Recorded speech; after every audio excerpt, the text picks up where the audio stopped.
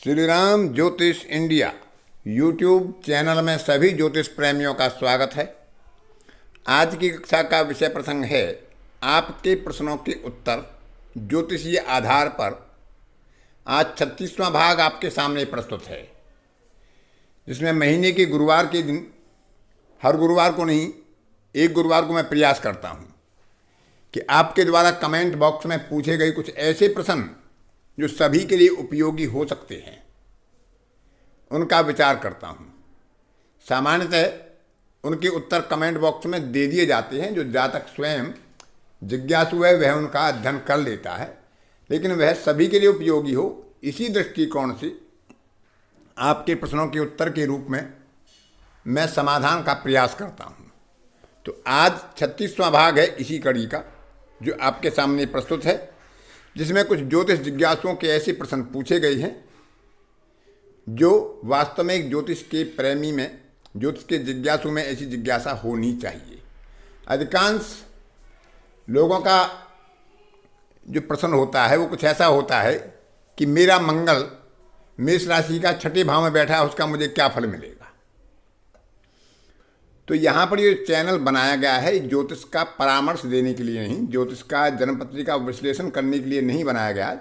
ज्योतिष जिज्ञासुओं को ज्योतिष के मूलभूत तत्वों से परिचित कराने के लिए बनाया गया है, सिखाने के लिए बनाया गया है। तो शिक्षण संबंधी कोई जिज्ञासा उनकी होती है तो उसका स्वागत होता है, लेकिन जन्म पत्रिका विश्लेषण के लिए आपको अलग से संपर्क करना पड़ेगा, क्योंकि जन्म पत्रिका विश्लेषण कमेंट बॉक्स में संभव नहीं होता है। तो विचार करते हैं आज के उन प्रश्नों पर जो आपके द्वारा पूछे गए और उनके क्या समाधान बताए गए। पहला प्रश्न आपके सम्मुख है। श्रुति बंसल ने पूछा है कि क्या वर्ग कुंडली में भी गोचर का विचार करना चाहिए? तो किसी ग्रह की दशा हो, अंतर्दशा हो या प्रत्यंतर दशा हो या गोचर हो, तो जन्म पत्रिका में ग्रह जिस वर्ग में बैठा है, जिस वर्ग से संबंधित हम विचार कर रहे हैं, मानो विवाह से संबंधित विचार है तो नवमांश, कर्म से संबंधित विचार है तो दशमांश, तो वहाँ पर उनका प्रभाव देखा जाना चाहिए, क्योंकि वह राशि के ही अंग होते हैं और उस अंग विशेष के ऊपर से जब गोचर प्रभावी होगा तब उसका प्रभाव कहीं अधिक अनुभव किया जा सकता है। तो वर्ग कुंडलियों में उसको राशि ना माना जाए, क्योंकि वर्ग कुंडलियों में राशियां नहीं, वो वर्ग होते हैं। मेष नवांश है तो मेष नवांश मेष राशि में भी होगा, अन्य राशियों में भी होगा, लेकिन केवल मेष राशि के नवांश को मेष राशि मान लेना उचित नहीं होगा। उसको नवांश है तो नवांश की दृष्टि से ही उपयोग किया जाए। इस पर कभी विस्तार से विचार करूंगा ताकि आप बेहतर से समझ पाएं। सुमन ने पूछा है कि मेष राशि में द्वादश भाव में चंद्र, गुरु और शनि की युति का फल कैसा होगा। तो पहली बात तो आप समझ सकते हैं कि द्वादश भाव में शनि, चंद्रमा और गुरु का योग तो गजकेसरी भी है और विष दोष भी है। यहां पर शनि नीच राशि का है, लेकिन केंद्र और त्रिकोण का संबंध भी है, तो यहां पर मिले जुले फल जातक को मिलने की संभावना बनेगी, लेकिन विष दोष भी उसे जीवन में प्रभावित करता रहेगा, कार्यों में बाधा करता रहेगा, व्यक्ति को कृपण बुद्धि बना सकता है, क्योंकि यहां पर यह नवमेश है और नवमेश का अष्टमेश के साथ बैठना एक तरह से पितृदोष की समस्या पैदा कर देता है। तो इन ग्रहों के उपाय करा लेने चाहिए, तभी उनके कुछ अच्छे फल प्राप्त हो पाएंगे। मनोज शर्मा ने पूछा है कि राहु केतु की राशियां कौन सी मानी जानी चाहिए। तो शनिवत राहु और कुजवत केतु के आधार पर वृश्चिक राशि केतु के लिए और कुंभ राशि राहु के लिए मानना चाहिए, क्योंकि दोनों स्थिर राशियां हैं और अधिकांश ज्योतिषियों ने इन्हीं को इनका आधिपत्य प्रदान किया है।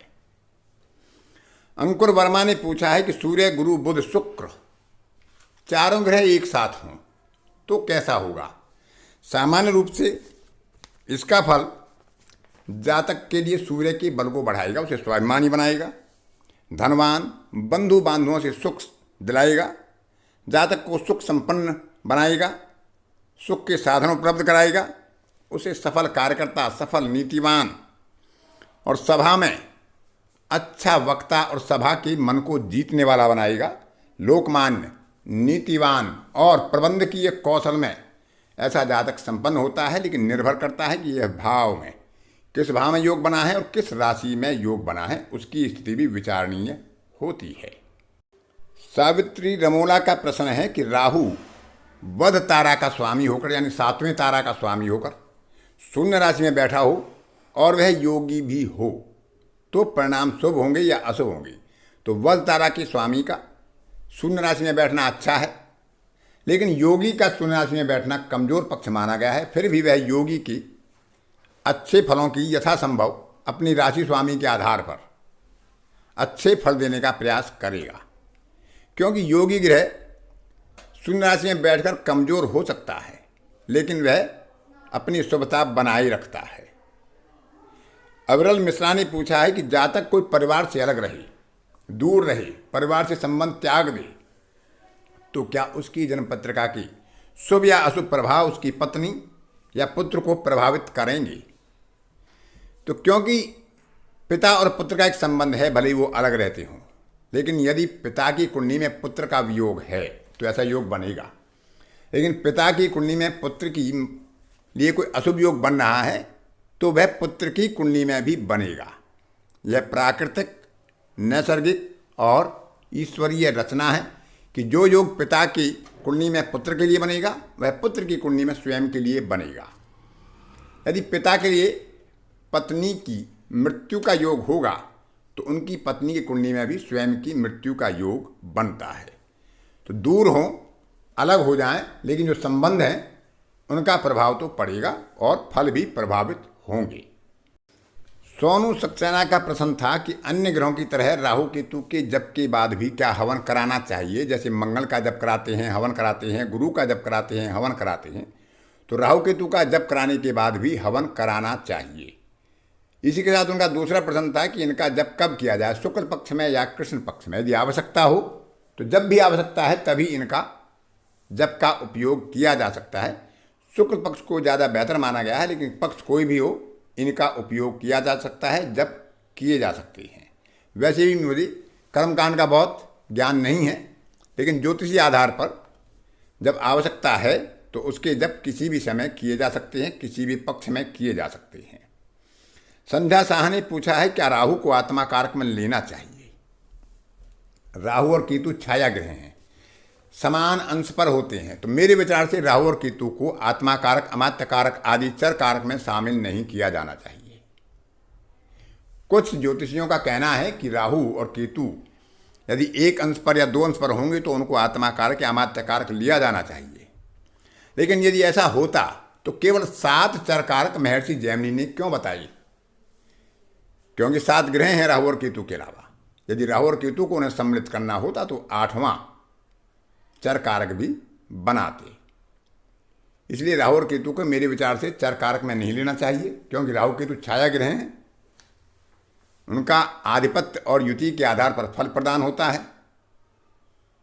इसलिए राहु केतु को आत्मा कारक या अमात्य कारक की गणना में नहीं लिया जाना चाहिए।